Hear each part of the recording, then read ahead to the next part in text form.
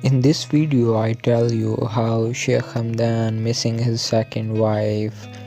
Before few days ago, Sheikh Hamdan left Dubai to Uzbekistan. It is very familiar place to Sheikh Hamdan, as he often visited Uzbekistan. Last time when he was visiting there, he brought his second wife too, but that time she was not with him.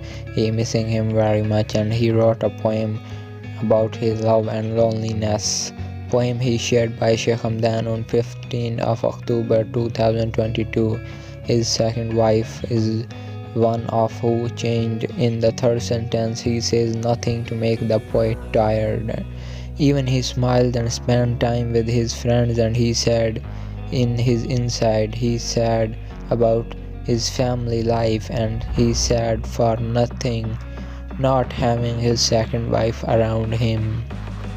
So when he read the poem, it idea makes him more sad that what he says in fourth sentence. He says which marks his presence during absence. He was missing his second wife. He wrote a poem. So this poem which had shared on 15 October and show the Fazza loneliness and how much love his second wife. His second wife, you know everyone, his name is Hadia Zain, and he was not with him.